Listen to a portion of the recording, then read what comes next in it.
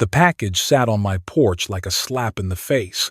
No name, no note, just a cold, mocking bottle of whiskey glinting under the Kansas moonlight. It came on my birthday, a day I'd stopped celebrating years ago, and it screamed betrayal. I've been sober for a decade, doctor's orders after my heart gave out in 2009, yet here was this gift, taunting me, daring me to break my vow. I handed it off to my buddy, a man who's been through hell and back with me, thinking he'd enjoy it. Hours later, the hospital called, their words like a punch to the gut. He's dying.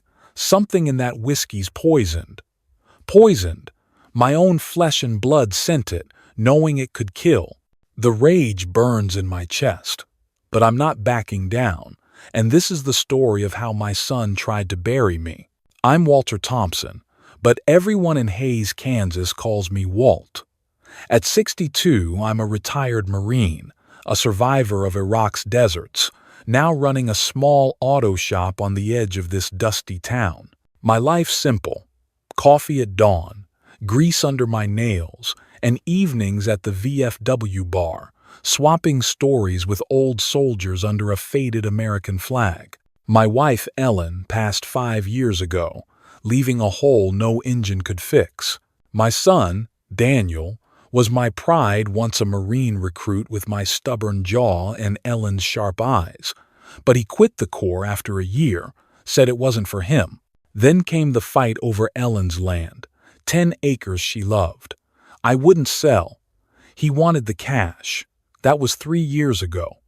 He stopped calling, stopped showing up for Veterans Day. Silence became our language. Henry Miller, Daniel's father-in-law, is my anchor. A Vietnam vet, he's got a laugh like gravel and hands that rebuilt my porch after a storm.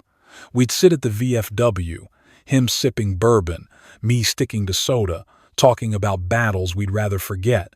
When that whiskey bottle showed up on my porch, I knew I couldn't touch it. My heart's too weak for liquor now. So I carried it to Henry at the bar, handed it over with a grin. "Something to warm your bones," I said. He chuckled. "Walt, you're too good to me." I thought I was doing right. Then the hospital called, and my world turned upside down. How could my own son send me death in a bottle? The hospital's fluorescent lights buzzed like a swarm of angry bees, casting a cold glow over the ICU where Henry lay. His face was as pale as the Kansas winter, tubes snaking from his arms to machines that beeped with a rhythm too steady for comfort. I stood by his bed, my boots rooted to the tile, feeling the weight of that whiskey bottle I'd handed him just hours ago. The doctor, a young guy with tired eyes, pulled me aside. "Mr. Thompson, we found traces of a toxin white snake root, a plant-based poison. It's rare, deliberate. Did Henry consume anything unusual?" My throat tightened. "Just the whiskey," I said, my voice low, like I was confessing a sin. "The bottle I gave him." The doctor's eyes narrowed. "We'll need to test it. Where is it now?" I pointed to the bag by Henry's bed where the bottle sat, half empty, its green label mocking me under the sterile light. I drove back to my place in Hays, the 10-mile stretch of Highway 183, feeling longer than a deployment. The night was heavy, the kind of dark that presses against your windshield. At home, I tore through the cardboard box the whiskey came in, my hands shaking as I searched for answers. Under a flap, I found it a small plastic vial, no bigger than a shotgun shell, with a faint dusting of white powder clinging to the inside. My gut twisted. This wasn't some accident. I set the vial on the kitchen counter, next to my coffee mug, and stared at it like it might speak. I'd seen enough in Iraq to know poison doesn't just show up. Someone put it there, and the only name on that package was Daniel's Doody. By morning, the vial was gone. I checked the trash can twice, digging through coffee grounds and old receipts, but it had vanished. My heart pounded, Not from my bad ticker, but from the realization that someone had been in my house. The deadbolt was still locked, the windows latched, but the air felt wrong, like a room rearranged in the dark. I grabbed my phone and called Mike Larson, a buddy from my Marine days who now worked at an old military lab just outside Fort Hays. Mike's the kind of guy who could sniff out C4-inch a sandstorm. "Walt, you sound like hell," he said when he picked up. "I need you to test something," I replied, my voice steady despite the storm in my chest. "A whiskey sample." I kept a splash from the bottle before I gave it to Henry. I met Mike at the lab, a squat concrete building off Route 40, surrounded by rusted barbed wire and prairie grass. The place smelled like chemicals and regret. I handed him a mason jar with the whiskey, its amber glow catching the lab's dim lights. "This ain't just about a bad bottle, is it?" Mike asked, his eyes scanning my face. "Henry's in the ICU," I said. "And I think my son sent me poison." Mike didn't flinch, just nodded like he'd heard worse. "Give me 24 hours, he said. "But Walt, if this is what you think, you're in deeper than you know." Back home, I sat at my kitchen table, the clock ticking louder than a mortar round. My mind replayed the moment I gave Henry the bottle at the VFW bar. His grin, the way he held it up like a trophy. "To old Marines," he'd toasted, pouring a shot. Now he was fighting for his life, and I was fighting the truth. Daniel's handwriting on that package wasn't just a signature, it was a blade. I poured a coffee I didn't drink and stared out at the porch, where the swing creaked under a breeze I couldn't feel. Why would my own son do this? And who the hell got into my house to take that vial? I wasn't just angry, I was a Marine staring down a new kind of enemy, and I wasn't about to blink. The Kansas sun was sinking low, painting the sky over haze in shades of blood and fire as I sat in my truck, gripping the phone like it was a live grenade.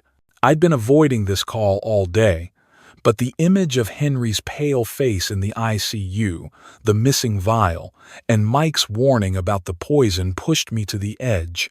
I dialed Daniel's number, my son, the boy I'd raised to salute the flag and stand tall. The line rang twice before his voice cut through, smooth as a blade but sharp with something I couldn't place.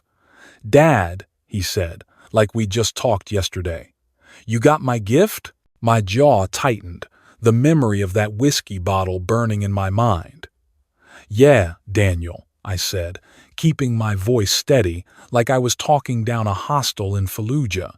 "Real nice bottle. Did you pick it out yourself?" There was a pause, heavy as a 50 cal round. "You didn't drink it, did you?"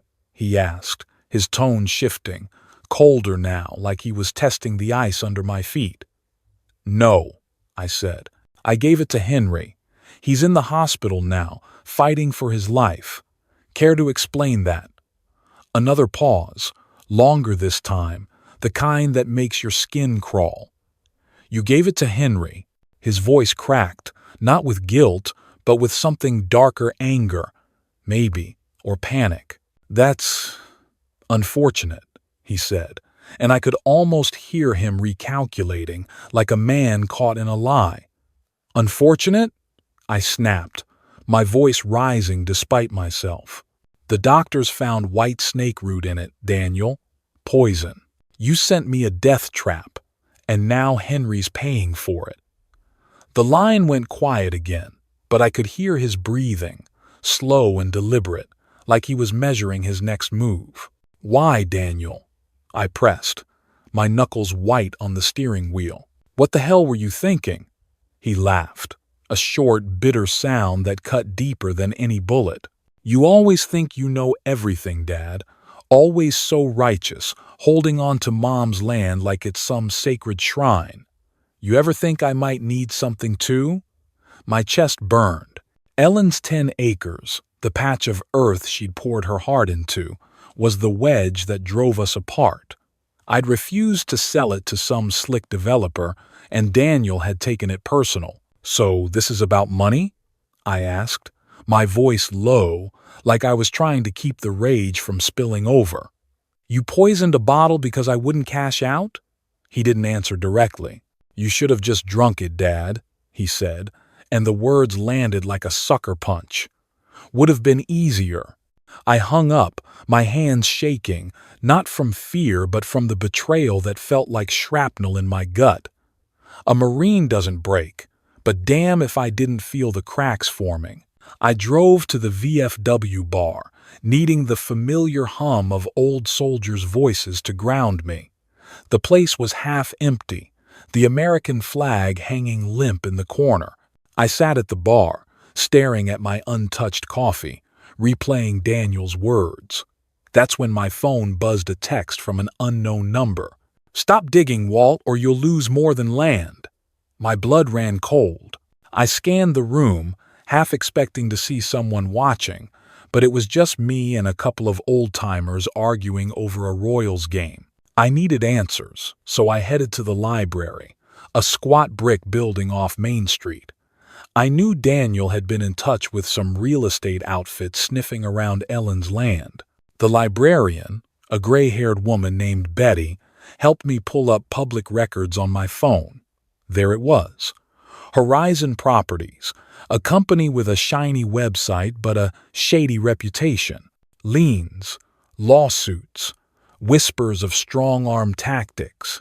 Daniel's name wasn't listed, but a subsidiary had been buying up land around Hayes, and Ellen's 10 acres was the last holdout. I leaned back in the chair, the pieces clicking together.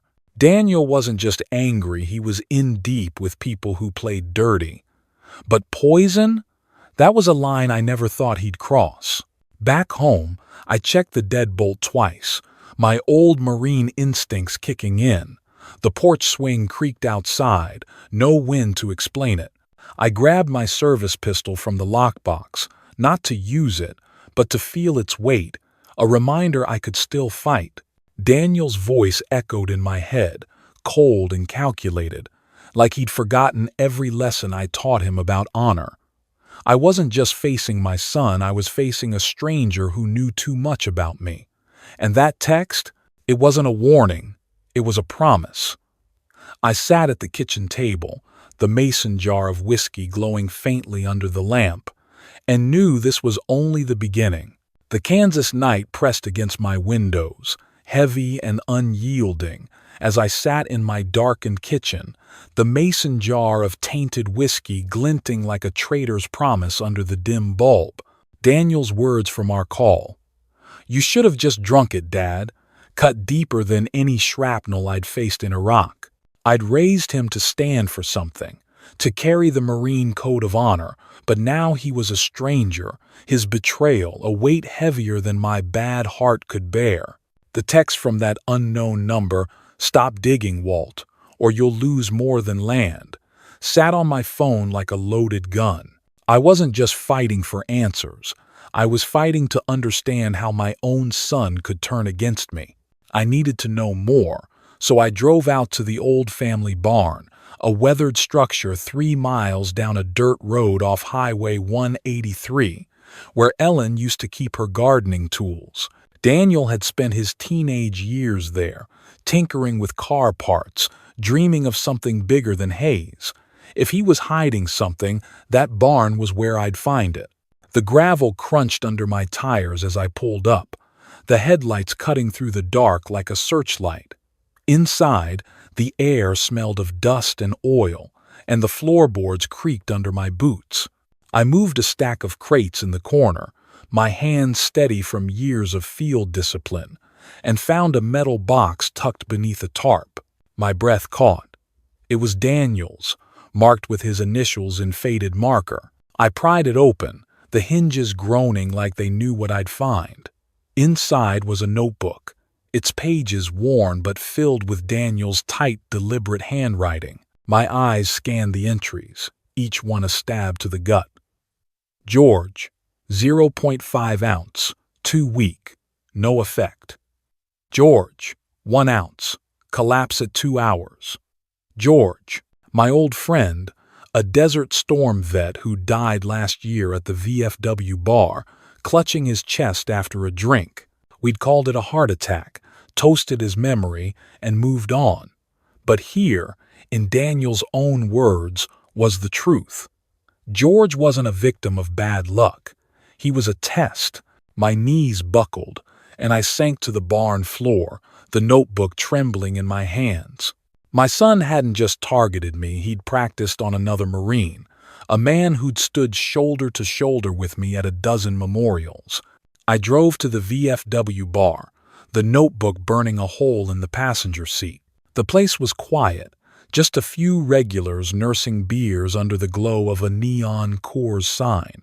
I sat in my usual corner, the American flag on the wall staring down like it knew my shame. I ordered a soda, my hands still shaking, and pulled out a photo from my wallet. Daniel at 5, grinning in a tiny Marine cap, saluting at a Veterans Day parade. "You were my boy," I whispered to the photo, my voice breaking. "What happened to you?" The bartender, an old-timer named Joe, slid over. "Walt, you look like you've seen a ghost." I shook my head. "Worse, Joe. I've seen my son." I called Mike, my voice low to keep the regulars from hearing. "Mike, I found something," I said, gripping the phone. "Daniel's notebook. He tested poison on George last year." Mike's silence was louder than any curse. "Jesus, Walt," he finally said. "You sure it's his writing?" I nodded, though he couldn't see me. "I taught him how to write his name. It's his." Mike's voice hardened. "Bring it to me. I'll run it by a guy I know at the state lab. But Walt, you need to get this to the cops. This ain't just about Henry anymore." Back home, I sat at the kitchen table, the notebook open in front of me, its pages like a confession I didn't want to read. My PTSD kicked in, the room blurring as memories of Iraq's sand, screams, and blood mixed with Daniel's betrayal. I'd faced enemies before, but none carried my blood, my name. The porch swing creaked outside, no wind to explain it, and I gripped my service pistol, not for courage but for clarity. Daniel wasn't just after Ellen's land. He'd crossed a line no Marine could come back from. I wrote down the date, the 16th of August, 2025, on an index card, along with "George poisoned," Daniel's notebook.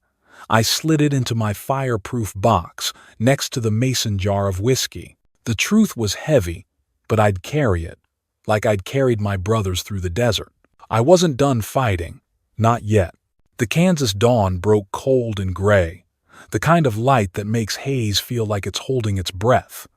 I sat at my kitchen table, Daniel's notebook open, its pages a map of betrayal I couldn't unsee. George's name, scrawled next to poison doses, burned in my mind, and Henry's face in the ICU haunted me like a ghost from Fallujah. My son had crossed a line, but the text from that unknown number, "Stop digging, Walt, or you'll lose more than land," told me he wasn't alone. Someone bigger was pulling the strings, and I wasn't about to let them hide in the shadows. I grabbed my keys, tucked my service pistol into my jacket, and headed to meet Clara Evans, a former Marine intelligence officer who'd settled in Hays after serving in Afghanistan. If anyone could crack the code in Daniel's notebook, it was her. Clara's place was a small ranch house off Vine Street, a mile from the VFW bar, with a yard full of prairie grass and a flagpole flying Old Glory. She greeted me at the door, her gray ponytail tight, her eyes sharp like she could still spot a sniper at 500 yards. "Walt, you look like you've been through a meat grinder," she said, ushering me inside. The house smelled of coffee and gun oil, a familiar comfort. I handed her the notebook, my voice steady despite the storm in my chest. "Clara, I need you to look at this. Daniel's mixed up in something poison, land deals, maybe worse." She flipped through the pages, her fingers pausing at the coded entries, triangles, asterisks, numbers that didn't add up. "This isn't just a kid's diary," she said, her voice low. "These are dosage logs, but the symbols, they're old military shorthand. Someone taught him this." We sat at her dining table, a topographic map of Kansas spread out as she decoded the notebook. "This triangle means a test dose," she said, pointing to an entry dated 6 months ago. "And this asterisk? It's for delayed effect, like they were watching for symptoms. But look here, HP meeting, the 15th of March, 2025, 2 ounce. HP is Horizon Properties." My blood ran cold. The real estate company I'd found in the library records, the one circling Ellen's 10 acres like vultures. Clara's eyes met mine. "Walt, this isn't just about your land. Horizon's been buying up half the county, strong-arming folks with dirty money. I heard rumors they've got ex-military muscle running their game." I leaned back, the pieces clicking like a rifle bolt.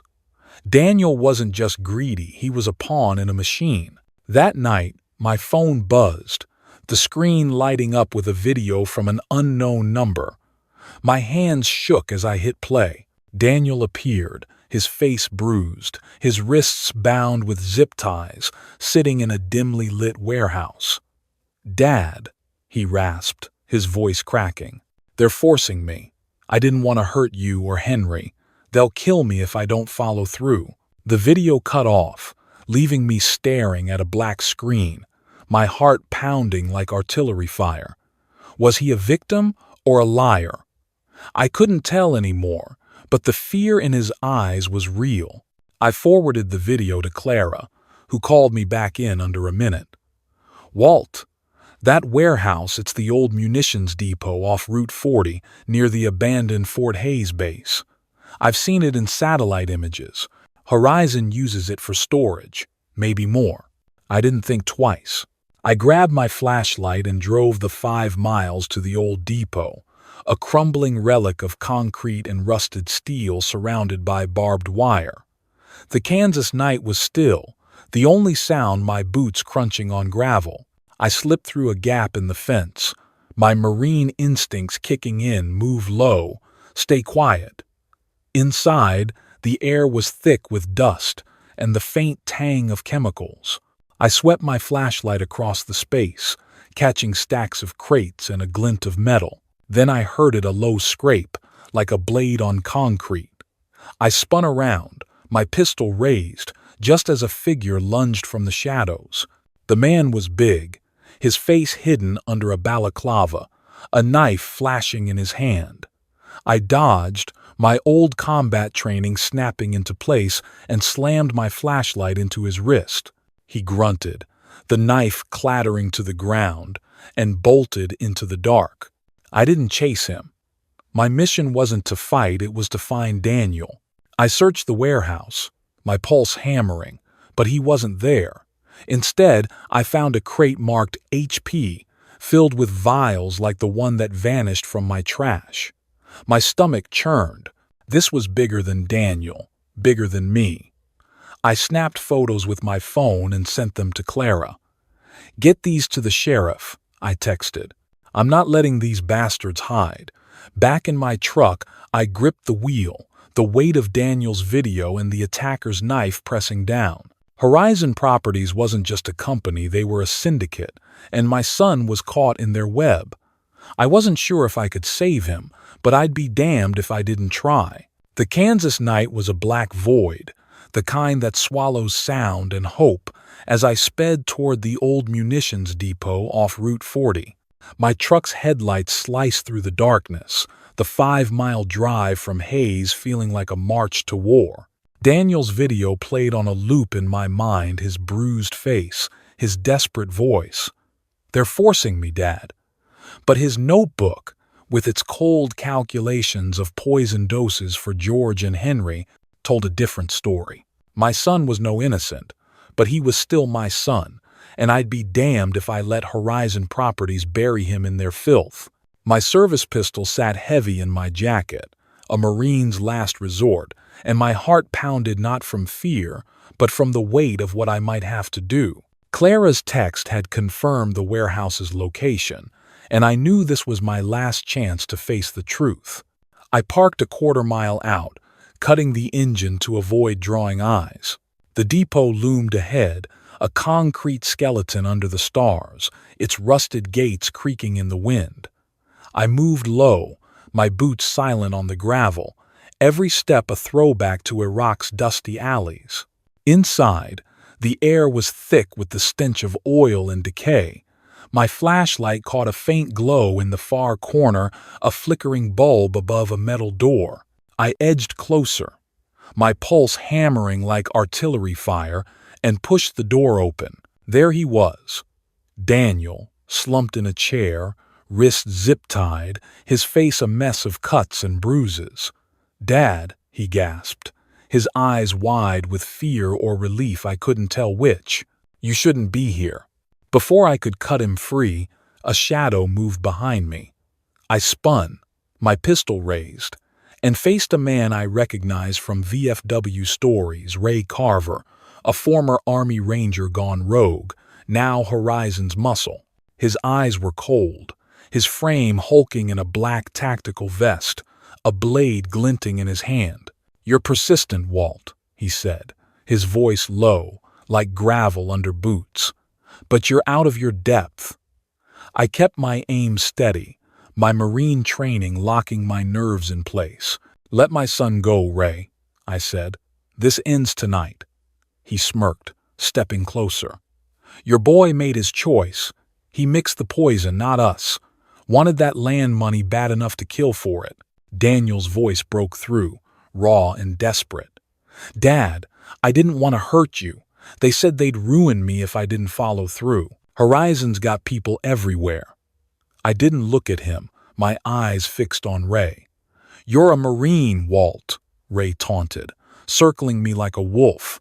"You know how this works. Loyalty's a lie when money's on the table." My grip tightened. "Semper Fi means something to me," I said. "Not to you." He lunged, his knife flashing. I sidestepped, slamming my elbow into his jaw, my old combat skills roaring back. The warehouse echoed with our grunts as we grappled, my flashlight clattering to the ground. I drove my knee into his gut, then smashed my pistol's butt against his temple. Ray crumpled, out cold. I cut Daniel's zip ties, pulling him to his feet. His eyes were wet, his voice shaking. "Dad, I'm sorry. I thought if I got the land money I could start over. I didn't mean for Henry." I grabbed his shoulders, my voice hard. "You poisoned a Marine, Daniel. You poisoned George. You almost killed me." He flinched, tears streaming. "I just wanted you to forgive me, to see me." My chest ached, the father in me warring with the soldier. I wanted to hold him, but the truth was heavier than love. "You made your choice," I said, my voice cracking. "Now I'm making mine." I dragged Ray's unconscious body to a corner, binding his wrists with his own zip ties. Then I called Clara. "I've got Daniel," I said, my breath ragged. "And Ray Carver. Send the sheriff to the depot now." Clara's voice was calm but urgent. "Walt, get out of there. Horizon's got more guys than Ray." I hung up, pulling Daniel toward the exit. Outside, I shoved him into my truck and drove, the night blurring past. At the edge of haze, I stopped, my hands trembling on the wheel. "You're going to the sheriff," I told Daniel. "You tell them everything, Horizon, the poison, all of it." He nodded, his face pale. "Dad, I just wanted you to be proud." I looked away, the weight of his words cutting deeper than Ray's knife. I drove him to the station, knowing I was saving my son and turning him in. The Hayes Sheriff Station was a low brick building, its neon sign flickering in the Kansas night like a tired heartbeat. I parked my truck under a street lamp, its yellow glow casting long shadows across the lot. Daniel sat beside me, his hands trembling in his lap, his face still bruised from the warehouse ordeal. The weight of what I'd just done, saving my son and turning him in, pressed down on me heavier than any rucksack I'd carried in Iraq. Ray Carver, Horizon's hired muscle, was in cuffs, hauled off by deputies after Clara's call brought them to the old munitions depot. But the victory felt hollow, like a mission completed with too many men lost. Daniel's confession echoed in my head. I thought if I got the land money, I could start over. My boy, my Marine, had traded honor for a payout, and now Henry was fighting for his life because of it. Inside the station, the air smelled of burnt coffee and floor wax. Sheriff Daniels, a grizzled vet who'd served in Desert Storm, took my statement with a nod that said he'd seen worse. "Walt," he said, his voice rough but kind, "we've got Daniel and Carver in holding. Your photos from the depot, those vials, they're with the state lab now. Horizon's on our radar, but they're slippery. This ain't over." I nodded, my jaw tight. "Just make sure Henry gets justice," I said. He clapped my shoulder, the way soldiers do when words aren't enough. Daniel didn't look at me as they led him to a cell, his head bowed, his Marine posture gone. I wanted to call out, to say something, anything but the words stuck in my throat like sand. I drove back to the VFW bar, the 3-mile trip through haze feeling like a lifetime. The bar was nearly empty, the American flag hanging still above the jukebox. I sat in my usual corner, the same spot where I'd handed Henry that cursed whiskey bottle. My soda was flat, the glass cold against my palm. I pulled out the photo of Daniel at 5, saluting in his tiny Marine cap, and stared at it until my eyes burned. The bartender, Joe, slid over, wiping his hands on a rag. "Walt, you holding up?" he asked, his voice soft. "Barely," I said, my voice cracking. "I saved my boy tonight, Joe, but I lost him too." Joe nodded, his eyes distant like he knew the cost of family wars. "You did what a Marine does," he said. "You carried the load." Clara called as I sat there, her voice steady through the static. "Walt, the sheriff's raiding Horizon's office in Salina tomorrow," she said. "Your photos and Daniel's notebook are enough for a warrant, but Horizon's got deep pockets, lawyers, connections. They might slip through." I gripped the phone, my knuckles white. "They don't get to walk away," I said. "Not after Henry, not after George." Clara paused, then added, "Daniel's talking. Says Horizon threatened his wife, Ellen's daughter. That's why he played along." My chest tightened. Was he a victim or a liar? The truth was a minefield, and I was too tired to navigate it tonight. Back home, I stood on my porch, the swing creaking in the Kansas wind. The night was quiet, but it wasn't peaceful. Horizon was still out there, their shadow stretching beyond haze, maybe beyond Kansas. Daniel was behind bars, safe for now, but what came next? Would he turn on Horizon, or would they silence him first? I checked the deadbolt, my fingers tracing the new locks I'd installed after the vial vanished. The mason jar of whiskey sat on my kitchen counter, a silent witness to my son's betrayal. I wrote a new index card, the 16th of August, 2025, Daniel in custody, Horizon under investigation, and slid it into my fireproof box. The fight wasn't over, and I wasn't sure I'd ever lay down my rifle. I looked out at the empty street, the stars sharp above the prairie. "What do you think, folks?" I said aloud, my voice steady despite the ache. "Did I do right by turning in my own son? Or should I have fought harder to save him? Comment below. Tell me what you'd do. Like this video, share it with your brothers in arms, and hit subscribe to see how this story ends. Because I've got a feeling Horizon's watching, and they're not done with me yet. The Kansas dawn crept over haze, painting the prairie in soft gold, but my heart felt heavier than the rucksack I carried in Iraq. I stood on my porch, the swing still creaking from last night's wind, and held a chipped coffee mug, its warmth a small anchor in the storm of the past days.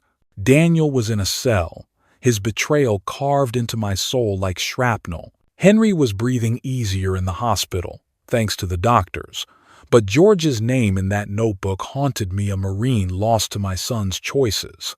Horizon Properties loomed out there, a faceless enemy still untamed. As a Marine, I'd learned to face fire, to stand when others fell, but nothing prepared me for fighting my own blood.